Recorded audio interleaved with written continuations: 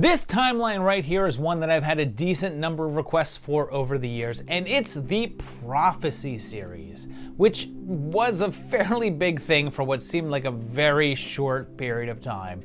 And this is another one that I was surprised by because I could have sworn that there was only 4 of them, but then lo and behold, there was a 5th one, and I had only ever seen the first 2 before, so this was a pretty fresh watch for me. So let's see if this makes any sense, or if, like pretty much any prophecy ever, it turns out to just be a bunk. The prophecy is first foretold back in 1995 and starts off in a seminary school with young priests being ordained, and Casey Jones is here earning his halo, but he gets visions during the ceremony and loses his faith. Years pass and Thomas grew out his hair, and he's now a cop. Hey, you're not supposed to be up here. Sorry. Oh, yeah, sorry, I didn't know you were a cop and rules don't apply to you. Anyway, at home, fired Marty McFly appears to him and warns him of an upcoming war. He then goes back to his hotel room with a newspaper that lets us know that we're in 1993, 2 years before the film's release, which is because this was actually filmed in 93, but then sat on a shelf for 2 years before being released. He's attacked by a mysterious man who he quickly kills, so Thomas investigates, finding a recent obituary, and again, that says that it's September of 93, so this is shortly afterwards, definitely in 93. And it leads him to Arizona. And the autopsy on this dude reveals that he's not human, but has a book talking about a second war with heaven led by the archangel Gabriel. And that dude shows up a deer hunter who immediately licks a dresser like that's something you do. And there's a Swank magazine here from November of 93, which lines up, as is an employee of the month certificate for 93. So this movie has had more date confirmations in its first half hour than most series that I cover. The Hebrew Hammer is here, forced to work for Gabriel, and then Simon gets super creepy with a little kid. Are we sure that he's not the priest here? Everyone is on a hunt for this guy's soul, said to be the darkest one ever, and a weapon to be used, but Simon has taken it and hid it in that little girl, so Gabes kills him. Thomas shows up to investigate, finding information about Hawthorne from 1950 and 51, and then teams up with Catherine to figure out what's going on, facing off against the Angel and killing Jerry. He then has to get a new helper, so he recruits Honey Bunny, and then Aragorn shows up as the freaking devil, leading to a final confrontation where Rachel is killed, with Thomas beating down Gabriel until Lucifer shows up to tear his heart out. The evil soul is destroyed, and I guess Thomas and Catherine are a couple or something. Did I miss a romance subplot? That did well enough that a sequel arrived, going straight to video, 3 years later in 1998 with The Prophecy 2, and we're in LA with a flash dancer, and a guy falls on her car. That night, Lucifer appears, although he's no longer a Vigo, and hell opens up and Gabriel returns to Earth. And Thomas is back too, but he looks a lot like Dan Cain now, and he's become a monk. Gabe tries to interrogate him, but when it doesn't work, he just kills him. Valerie takes Danielle home and does the horizontal mambo, but he's then attacked by another angel. But not just any angel, Glenn freaking Danzig, which is funny because this fight goes on for a while, and we all know it only takes one punch to take out Glenn. Gabriel tracks him by, licking something. Not really sure how that works.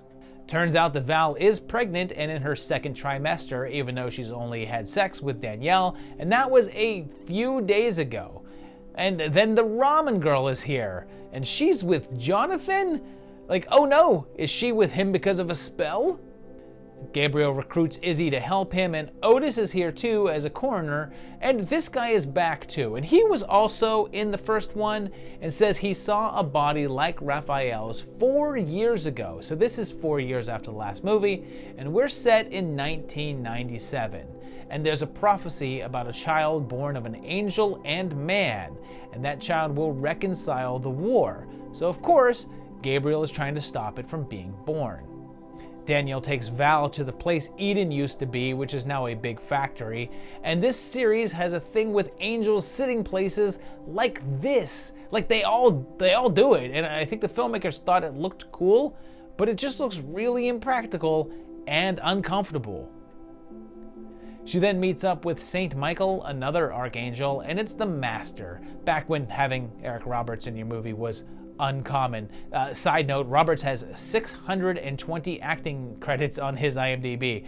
620 since his acting career hit a stride in like 1983. So that's like 40 years. That's like 15 movies a year. That's more than one per month.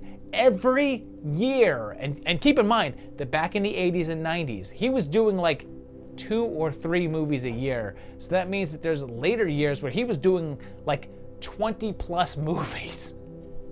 Gabe kills Dan and also Izzy, but Valerie ends up getting him impaled on a pipe, declaring that she's keeping the child and will raise it to keep away from the war in heaven. And it then bounces to 5 years later. So this part is now 2002, and her kid is now 5, but honestly looks a lot older. And we see that Gabriel has been turned human by Michael, his punishment, and is now a vagrant.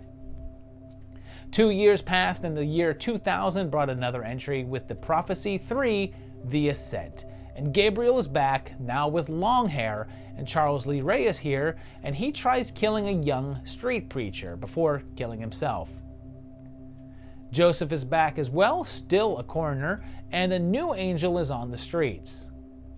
The dead preacher is revealed to be Valerie's son, also named Daniel, and his mom is now deceased. And he's like at least 16 years old, but probably 18. So I'm guessing this is supposed to be around 2013 or 15 or something, though this computer looks outdated then, and we see her death certificate and it says she died in 1996, but that can't be right because she looked fine in 2002 and 1997 from the last movie. So either this date is wrong or the 7 things from the first movie are wrong. So I'm gonna go with this one, I guess. And then there's, I guess, a death certificate for Daniel, but it says his death date was May of 1980. So yeah, that's wrong. And then the file just has a bunch of signatures for 1992. So yeah, I have no clue what's going on here, especially because based on saying that Danielle is minimum 16 years old, this is no less than 20 years after the setting of the first movie. And Joseph here looks exactly the same. Zophiel here seems to be on the side against the humans, but it seems Gabriel has had a change of heart after living with humans, and Dan isn't really dead because of the half-angel thing. Gabe finds him, but Sophie tracks him. How? Licking something, of course that's how. Joseph gives a recap of the events of the previous 2 films, but doesn't say how long ago they were, and this one's weird because the first 2 of these had Gabriel as a murderous psychopath. He's killed multiple people. He was a villain, but now he's quirky and funny and playing the trumpet, so all is forgiven, right? Zoph says that he's trying to find Pyriel, an angel that is trying to overthrow God, and that he's a good guy, so Dan's girlfriend helps him. And okay, here's where it really goes off the rails. Mary, the little girl from the first movie, arrives, and it's the same actress, and she was like 10 in the first movie. So she would be at the very least 30 years old here. But nope, she looks like a 16 or 17-year-old girl, which she was because there was only about 7 years between part 1 and this one. But they went ahead and established that the second one was 4 years later, and this is now 16 to 18 years after that. So I guess Mary just has a baby face. And then the waitress from the first movie is here again as well, also played by the same actress. And again, here she is in 1993, and here she is again 20 years later. So I guess it's just in whatever this town puts in their water. They end up at my old favorite spot, Vasquez Rocks, and in a fight, Danielle and Maggie manage to defeat Zoph and remove his heart, and then goes to fight Pyriel. And just as Danny's about to lose, I guess God just hits him with a lightning bolt, and it's like, hey man, if you could have done that early, maybe you should have. Like, could have saved everyone here a lot of trouble.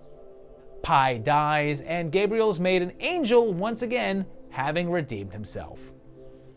Even though that one was deemed as the end of the series, 5 years later, in 2005, they came back for more with The Prophecy Uprising.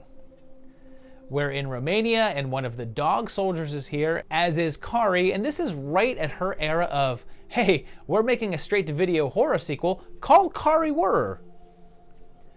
An Interpol agent shows up and enlists Danny to help him solve a case, and there's a book that is still magically writing itself. But then there's Belial, a former angel who is now working with Lucifer, who kills people and takes them over, changing bodies. He's opposed by Simon, an angel that appears as a beam of light, and possibly the same Simon as from the first movie, trying to keep B from finding that book. Allison here has it, and there's a calendar behind her, but I can't quite see it, which always drives me crazy. But then Pinhead himself shows up, I guess to teach these guys a thing or two about hell. Belial can also track people by licking things, but like did it have to be this guy's eye? Was that really necessary? When Danny tries to find out if any coroners have encountered a victim with a heart removed, guess who replies? That's right, good old Joseph. He's Joseph 1995, I guess a reference to the first movie, but that doesn't help much with the timeline. And the book turns out to be called The Lexicon, and Belial can use it to shape the War of the Angels. Files on John seem to show photos taken in 1989, 79, 59, and of course 1900, and he says 6 of the 7 photos were from the last few years, and were they? I mean, that means that only one was not from these last few years, so I assume that's the one from 1900. So to this guy, 1959 is in the last few years? But then he says this photo was from November of 86 when Danny was a boy, but he hasn't aged. But if this was in real time, he'd be like 30, and Sean Pertwee is definitely older than that. But if this was after part 3, again set a bit in the future, it would make sense. So it's possible that this could be shortly after that one and be like set in like 2016 or so, and Danny would be around 40 or so. Belial takes over Laurel, and it turns out that Allison is Danny's little sister, and John is actually Satan, looking fairly different than when we've seen him before. They have a face-off in a church, and Danny shoots Laurel, forcing Belial out, and he enters Danny, but Allison shoots him, and without anywhere to go, Satan is able to absorb him. It's weird, by the way, that they only refer to him as Satan here, and not Lucifer as they did previously, suggesting, I guess, possibly that it's meant to be someone different. Satan says the war is over, but not for long, and she has visions of, I guess, the next movie. And meanwhile, Simon appears for a second, and he's played by Jason London? Later that same year, The Prophecy Forsaken closed out the series, since it was filmed back-to-back with Uprising.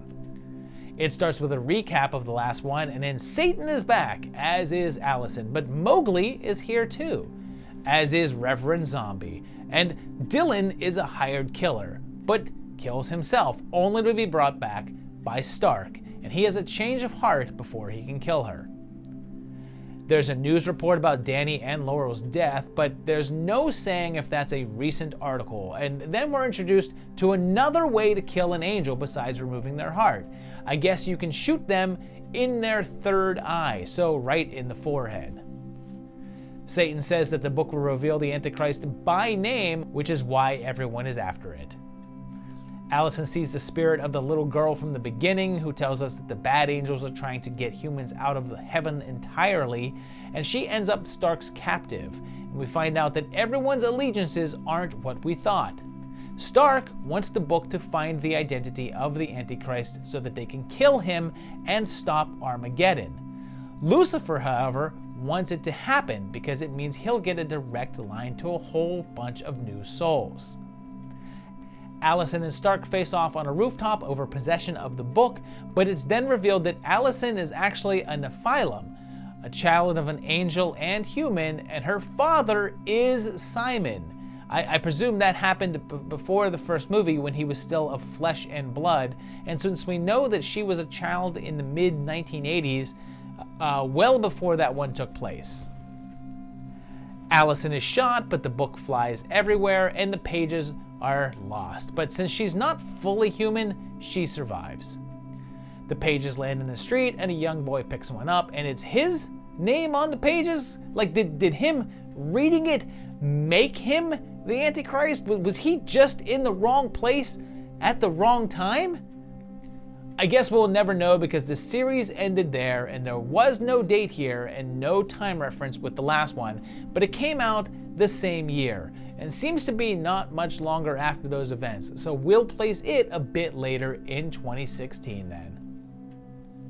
I guess I should point out really quick that there's another movie called Prophecy from 1979 that has nothing to do with this one. It's not connected in any way and is not about killer angels, but actually about a mutant bear monster. It's pretty rad, so I would recommend checking it out. So there you have it, 5 movies that are basically a mess of a timeline, although really only the 5th one drops the ball in terms of complete, like, what is this supposed to be? Because they've got that character that is supposed to be an adult who we last saw as a baby, so he grew very quickly in a short amount of time, and none of the other characters did. Very weird choice for them to be making. And yeah, for the most part, these were fun. I had a good time with these. They weren't great. They get a little bit monotonous after a while, but they are enjoyable. I had fun with them. Christopher Walken just hams it up and is a lot of fun.